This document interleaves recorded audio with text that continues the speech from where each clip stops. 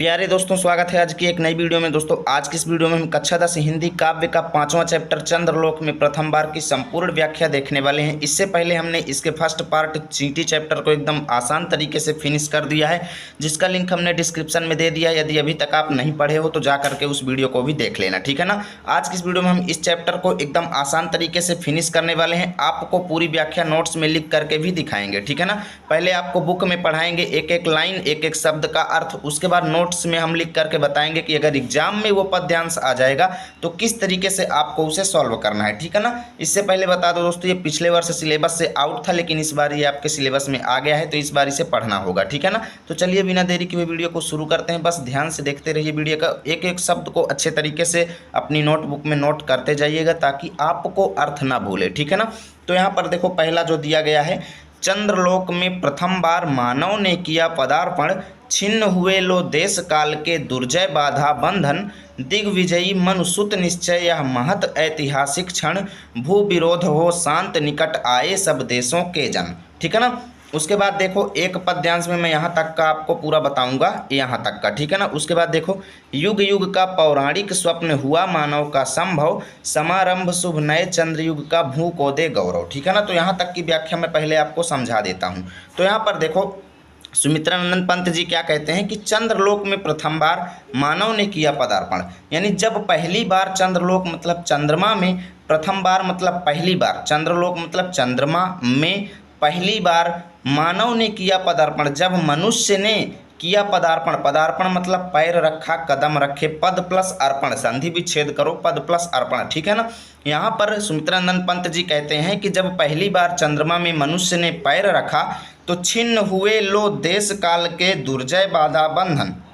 छिन्न हुए मतलब बिखर गए या टुकड़े टुकड़े हो गए, हुए लो देश काल के मतलब देश और समय के, काल मतलब क्या होता है, समय। तो देश और समय के दुर्जय बाधा बंधन, दुर्जय मतलब जिस पर जीता ना जा सके, दुर्जय मतलब जिसको जीता ना जा सके, ठीक है ना। तो दुर्जय बाधा बंधन, बाधा मतलब रुकावट, बंधन मतलब बंधन, ठीक है ना। तो कहना क्या चाहते हैं सुमित्रानंद पंत जी कि जब पहली बार मनुष्य ने चंद्रमा पर अपना पैर रखा तो जितने भी समय और देश के रुकावट वाले बाधा के बंधन थे वो सब टूट गए, यानी बिखर गए, ठीक है ना। फिर अभी मैं नोट्स में दिखाऊंगा कि कैसे इसे लिखना है, ठीक है ना। तो यहाँ पर देखो कैसे अभी आपको बनाना है कि सुमित्रानंद पंत जी कहते हैं कि जब पहली बार मनुष्य ने चंद्रमा में अपना पैर रखा तो जितने भी बाधा के बंधन थे, जिन पर विजय नहीं पाया जा सकता था, वो सब टूट के बिखर गए। यानी कि व्यक्तियों को पहले कहा जाता था कि भाई कोई चंद्रमा पर नहीं पहुंच सकता, लेकिन हुआ क्या कि चंद्रमा पर पहुंच गए, यानी जिन पर जीता नहीं जा सकता था वहां पर भी विजय प्राप्त कर लिया गया, ठीक है ना। आगे देखो, दिग्विजयी मनुसुत निश्चय यह महत ऐतिहासिक क्षण। दिग्विजयी मतलब दिशाओं को जीतने वाला, मनुसुत मतलब मनु का पुत्र यानी मनुष्य। मनु का कौन थे, एक राजा थे, राजा मनु, ठीक है ना। तो मनु के पुत्र कौन है, मनुष्य। मनु का पुत्र मनुष्य को माना जाता है, आप लोग बस इतना ध्यान रखो, ठीक है ना। दिग्विजयी मनुसुत निश्चय यह महत ऐतिहासिक क्षण। यहाँ पर देखो, निश्चय यानी निश्चय ही यह महत्वपूर्ण ऐतिहासिक क्षण है। क्यों यहाँ पर यह महत ऐतिहासिक क्षण, महत मतलब महत्वपूर्ण, ऐतिहासिक मतलब ऐतिहासिक, क्षण मतलब समय है। निश्चय ही यह महत्वपूर्ण ऐतिहासिक क्षण है, क्योंकि जो मनुष्य है वो दिग्विजयी यानी दिशाओं को जीतने वाला, अर्थात दिशाओं पर विजय प्राप्त करने वाला हो गया है। तो देखो यहाँ पर उन्होंने प्रशंसा किया है, यहाँ पर पूरे पद्यांश में सुमित्रानंद पंत जी कहते हैं कि जब पहली बार चंद्रमा में व्यक्ति ने कदम रखे तो जितने भी अजेय यानी जिनको नहीं जीता जा सकता था, जितने भी रुकावट के बंधन थे वो सब टूट के बिखर गए, अर्थात उनको कोई भी रुकावट नहीं आई चंद्रमा तक पहुंचने में, ठीक है ना। दिग्विजयी मनुसुत निश्चय यह महत ऐतिहासिक क्षण, निश्चय ही यह एक बहुत ही महत्वपूर्ण ऐतिहासिक क्षण है, क्योंकि इसमें मनु का पुत्र यानी मनुसूत्र यानी मनुष्य जो है दिशाओं को जीतने वाला बन चुका है, ठीक है ना। आगे देखो, भू विरोध हो शांत निकट आए सब देशों के जन। भू विरोध हो शांत, भू विरोध का मतलब ये है कि जो आप लोग जनरली देखते होंगे पृथ्वी में आसपास अपने अतरे दिन यानी रोज देखते होंगे, क्या होता है, झगड़े होते रहते हैं। भू विरोध का मतलब ये है कि रोजाना रियल लाइफ में होने वाले झगड़े आप भी देखते हैं सामाजिक तौर पर, या फिर अगर आप अंतर्राष्ट्रीय तौर पर देखें तो एक देश दूसरे देश से लड़ते रहते हैं, तो ये भी एक विरोध है ना। तो भू विरोध हो शांत। अब यहाँ पर अपना सुमित्रानंद पंत जी जो हैं अपना विचार व्यक्त कर रहे हैं। क्या कहते हैं कि भू विरोध हो शांत, यानी पृथ्वी पर होने वाले झगड़े जो हैं, आपसी झगड़े जो हैं वो शांत हो जाएं और निकट आए सब देशों के जन। निकट आए मतलब पास आए, सब देशों के जन मतलब सभी देशों के लोग जो हैं पास आए, अर्थात एक दूसरे से प्रेम व्यवहार करें, मिलजुल करके रहें। ठीक है ना। सुमित्रानंद पंत जी यहाँ पर अब अपनी आशा व्यक्त करते हैं कि भाई इस महत्वपूर्ण ऐतिहासिक क्षण में जब पृथ्वी का प्रत्येक भू विरोध यानी जितने भी लड़ाई झगड़े हैं वो सब शांत हो जाने चाहिए और प्रत्येक देशों के जो लोग हैं आपस में मिलजुल करके रहना चाहिए और खुशियाँ मनानी चाहिए कि जब आदमी ने चंद्रमा पर पहुँच गया है। तो ये कितना ज़्यादा महत्वपूर्ण ऐतिहासिक क्षण है। ठीक है ना। आगे देखो, युग युग का पौराणिक स्वप्न हुआ मानव का संभव। युग युग का यानी कई युगों का, युगों युगों का, पौराणिक मतलब पुराना, स्वप्न माने जो सपना था, यानी कि कई युगों का, कई सालों पहले का जो मनुष्य का सपना था, हुआ मानव का संभव, यानी मनुष्य का जो सपना था वो साकार हो गया है। समारंभ शुभ नए चंद्रयुग का, भू को दे गौरव। समारंभ मतलब प्रारंभ, समारंभ मतलब प्रारंभ या शुरुआत, शुभ मतलब अच्छे, नए चंद्रयुग का यानी नए चंद्रयुग का शुभ आरंभ, नए चंद्रयुग का यानी नए चंद्रलोक का शुभ आरंभ। चंद्रयुग का मतलब जिसमें हम चंद्रमा की चर्चा करते हैं, यानी कि अब हमारे इतिहास में चंद्रमा का युग शुरू हो गया है, चंद्रमा की चर्चा होगी। ठीक है ना। यानी कि नए चंद्रयुग का आरंभ हो गया है, प्रारंभ हो गया है। भू को दे गौरव, जो हमारी पृथ्वी को गौरव देता है यानी महत्व प्रदान करता है। हमारी पृथ्वी का जो है इसको गौरव मिलना चाहिए, क्योंकि दोस्तों पृथ्वी के निवासी जो है वो चंद्रमा पर पहुंच चुके हैं। तो ये एक बहुत बड़े गर्व की बात है। और जो ये नए चंद्रयुग का शुभारंभ हो रहा है, ये पृथ्वी को दे गौरव, ये हमारी जमीन को, भू को यानी पृथ्वी को गौरव यानी महत्व देता रहेगा। ठीक है ना। ये हुआ। तो भाई अभी अगर ये पद्यांश आपके एग्जाम में आ जाएगा यहाँ से लेकर के यहाँ तक, तो भैया कैसे लिखेंगे? तो अब तो नोट्स दिखाने की बारी है। ठीक है ना। तो सबसे पहले आप लोग लिख देंगे चंद्रलोक में प्रथम, यानी शुरू के 2-3। ठीक है ना। उसके बाद अंत के 2-3 शब्द, भू को दे गौरव, इधर आप लिख देंगे भू को दे गौरव। ठीक है ना। थोड़ा जूम आउट करते हैं फिर दिखाते हैं आप लोगों को। देखिए संदर्भ कैसे लिखना है, आपसे संदर्भ पूछा जाएगा बोर्ड एग्जाम में। तो लिखना है प्रस्तुत पद्यांश हमारी पाठ्य पुस्तक हिंदी पद्य में संकलित चंद्रलोक में प्रथम बार नामक पाठ से लिया गया है, जिसके रचयिता सुमित्रानंदन पंत जी हैं। ओके। प्रसंग देखिए क्या होगा इसका। प्रस्तुत पंक्तियों में कवि ने मानव के चंद्रमा पर पहुंचने की ऐतिहासिक घटना के महत्व को व्यक्त किया है। यानी जो कवि हैं सुमित्रानंद पंत जी, मनुष्य जब चंद्रमा पर पहुंचा तो उसी ऐतिहासिक घटना का जो महत्व है उसको व्यक्त किया है। यहाँ कवि ने उन संभावनाओं का भी वर्णन किया है जो मानव के चंद्रमा पर पैर रखने से साकार प्रतीत हो रही हैं। यानी कि दोस्तों यहाँ पर कवि ने अपनी संभावनाएं व्यक्त किया है कि जब आदमी चंद्रमा पर पहुँच गया है तो उससे क्या क्या संभावनाएं हैं, यानी क्या क्या चीज़ें होने वाली हैं। व्याख्या देखिए क्या ऐसे रहेगी। कवि कहता है कि जब चंद्रमा पर प्रथम बार मानव ने अपने कदम रखे तो ऐसा करके उसने देश काल के उन सारे बंधनों जिन पर विजय पाना कठिन माना जाता था को तोड़ दिया। तो देखो कितना अच्छे लैंग्वेज से मैंने आपको व्याख्या बताई थी, ऐसे ही आपको लिखना है। यानी जितने भी देश काल के सारे बंधन थे जिन पर विजय पाना कठिन माना जाता था उनको तोड़ दिया। मनुष्य को यह आशा बंध गई कि इस ब्रह्मांड में कोई भी देश और ग्रह नक्षत्र अब दूर नहीं है। यह निश्चित ही मनु के पुत्रों की दिग्विजय है, यानी दिशाओं को जीतने वाली जीत है।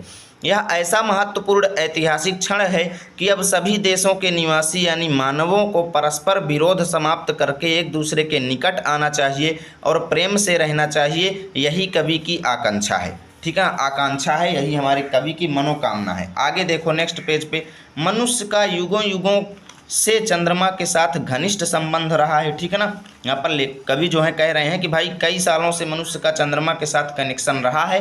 चंद्र विजय से युगों युगों का पौराणिक स्वप्न अब सच हो गया है। पृथ्वीवासियों को गौरवान्वित करके अब नए चंद्रयुग का कल्याणकारी आरंभ हो गया है। यानी कि हमारी पृथ्वी को जो है ये एक गौरव प्रदान करता है। बहुत ही महत्वपूर्ण क्षण है हमारे पृथ्वी के लिए। काव्यगत सौंदर्य देखो, भाषा रहेगी खड़ी बोली, शैली है दोस्तों प्रतीकात्मक, रस रहेगा वीर और गुण रहेगा ओज, छंद रहेगा तुकांत मुक्त। ठीक है ना, इस तरीके से। और चलिए मित्रों अब हम चलते हैं, आपको अगला पद्यांश जो है अच्छे तरीके से समझाते हैं। ठीक है ना। तो यहाँ पर देखो अगला पद्यांश क्या दिया गया है। फहराए ग्रह उपग्रह में धरती का श्यामल अंचल, सुख संपद संपन्न जगत में बरसे जीवन मंगल।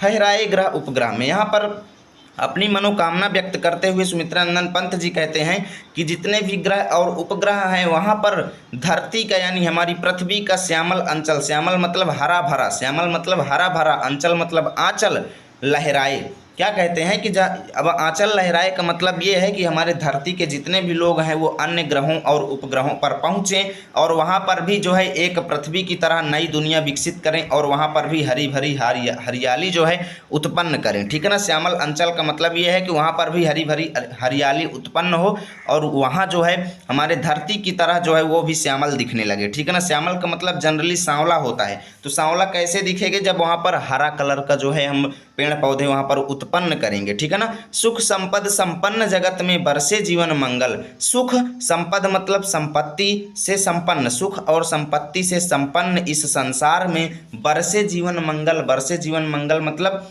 मंगल मतलब कल्याण, जीवन मतलब जीवन, यानी कि जीवन के कल्याण के लिए यहाँ पर बरसात होती रहे। ठीक है ना। यहाँ पर मनुष्य का जो जीवन है वो कल्याणकारी होता रहे।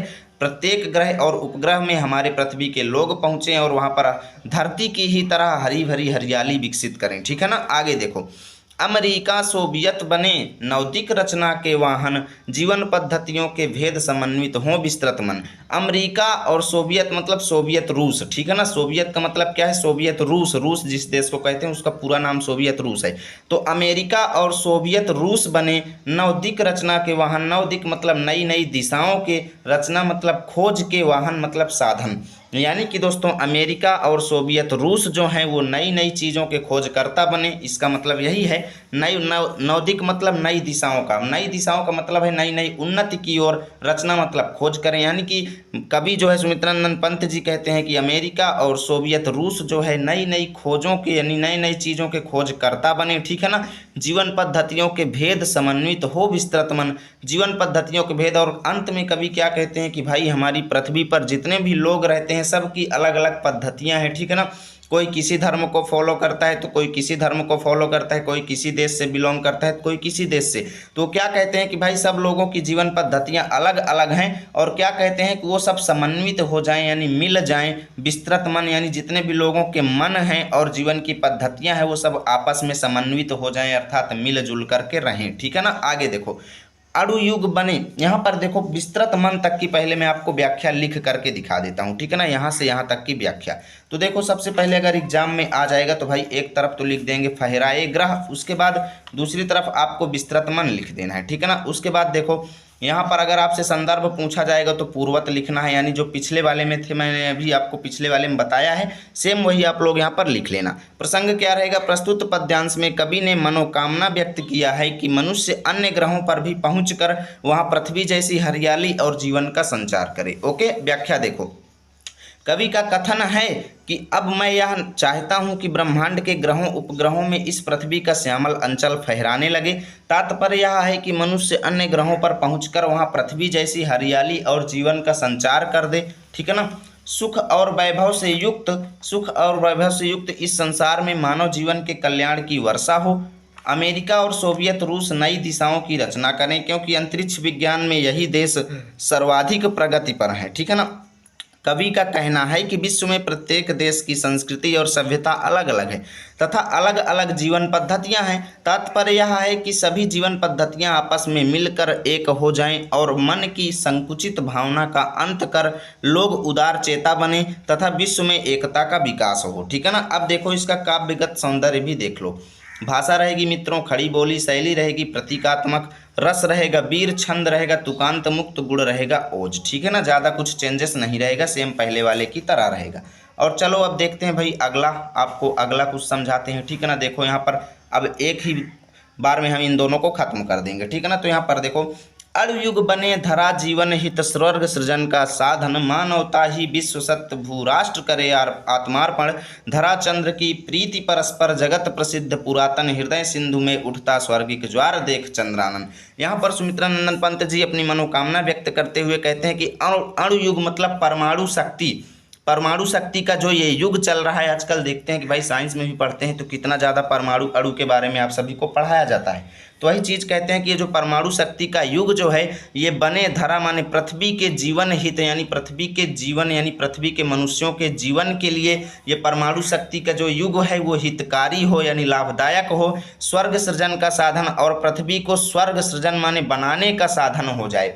यानी ये जो परमाणु शक्ति युग जो चल रहा है ये पृथ्वी को स्वर्ग जैसा सुखद बना दे, ठीक है ना, स्वर्ग जैसा सुखद सृजन माने बना दे, ठीक है ना, बनाने का साधन यानी तरीका हो जाए। मानवता ही विश्व सत्य भू राष्ट्र करे आत्मार्पण।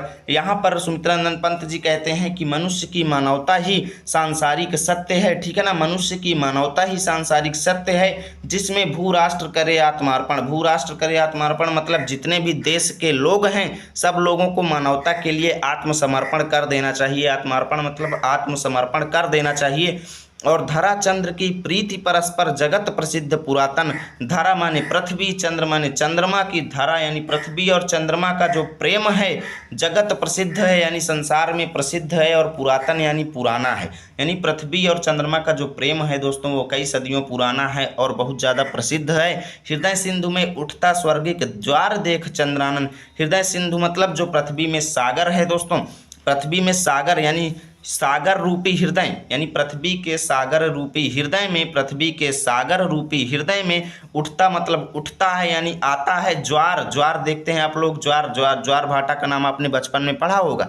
तो ज्वार देख चंद्रानन यानी चंद्रमा के मुख को देख कर हृदय सिंधु मतलब सागर रूपी हृदय में, पृथ्वी के सागर रूपी हृदय में ज्वार उठता रहता है। स्वर्गिक का मतलब होता है स्वर्गीय दोस्तों, ठीक है ना। अब स्वर्गीय का मतलब ये होता है दोस्तों कि समय समय पर आप लोग यहाँ पर इसका अलग अर्थ यूज करेंगे, ठीक है ना। यानी कि चंद्रमा के मुख को देख करके समय समय पर पृथ्वी के सागर रूपी हृदय में ज्वार उठता रहता है, ठीक है ना। इसीलिए पृथ्वी और चंद्रमा के प्रेम को बहुत ज़्यादा प्रसिद्ध और पुरातन यानी प्राचीन माना जाता है। अब इसकी व्याख्या कैसे लिखेंगे नोट्स में चलो दिखाते हैं। तो सबसे पहले आपको लिख देना है अणु युग बने, दूसरी तरफ देख चंद्रानन, ठीक है ना। संदर्भ रहेगा पूर्वत यानी जो पद नंबर 1 में बताया हूँ सेम वही लिख लेना।